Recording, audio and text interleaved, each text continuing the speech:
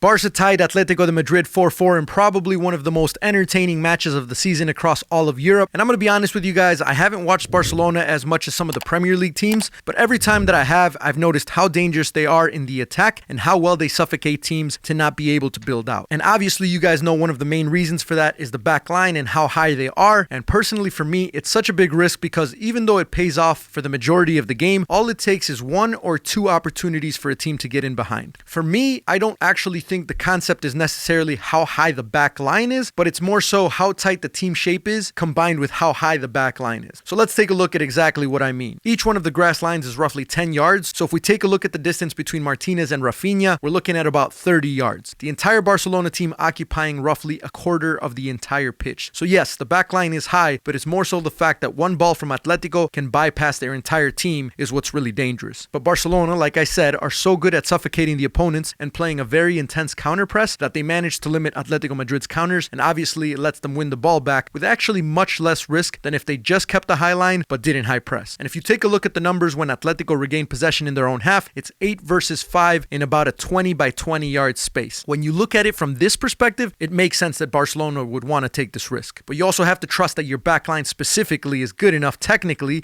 not to lose the ball, because any team that's good on the counterattack is going to absolutely pick them apart if Barcelona makes one bad pass. And that's exactly how the first goal happened for Atletico Madrid. Koundé played a soft pass which Julian Alvarez intercepted, and then he played the ball into the most dangerous space for Antoine Griezmann. And here's the biggest weakness for me. I noticed this specifically on a few occasions. Because the back line is so high, the player pressing the ball out wide is actually the deepest player. And this presents a problem because it opens up a little bit of space centrally where players can run onto and be on sides. The difficult part is being able to actually play the ball into the space without Szczesny being able to come out and clean it up. So for teams like Liverpool or Madrid or anyone with players who like to make forward runs, I think this is going to be too big of a risk for Barcelona to take. I also think maybe besides Spurs, who actually haven't done it as much as they used to, Barcelona is the only team that plays with this tactic so aggressively. And if you guys ever watched the Netherlands back in the 80s, you'll see just how crazy it was when they first started doing it. And I know there's a little bit of influence there with Barcelona and their methodology. I just think that at some point, one of the teams that they play against is going to be able to train their players to just put the ball in behind every single time they receive it, and one of the wingers or attacking midfielders are automatically going to make those runs. And at some point, there's going to be a team that absolutely smashes Barcelona by just doing this over and over during the match. And I think Hansi Flick might be a little bit too proud and too stubborn to really make any changes. And I think the good thing for Barcelona, though, is that they do have a lot of dangerous players up top, and with them pushing so many numbers forward, they actually do a really good job of creating a lot of opportunities to score. Even against a team like Atletico Madrid, who at times were defending in a 6-4, Barcelona still somehow managed to score 4 goals. And that's impressive against Diego Simeone, who's known for his defensive tactics and who's managing the team that's gotten the least amount of goals scored against them in La Liga this season. But here's where I want to get your guys' thoughts. If you're a Barcelona fan, do you really believe that this tactic is sustainable, or do you think that at some point Hansi Flick is going to get exposed? Because if I'm one of the other teams that has to play against this at some point, I'll be glad to suffer and understand that I might not have too much space to play, but I know that as long as we time it right, we'll have a lot, and I mean a lot, of breakaway situations. You guys let me know in the comment section down below what you guys think.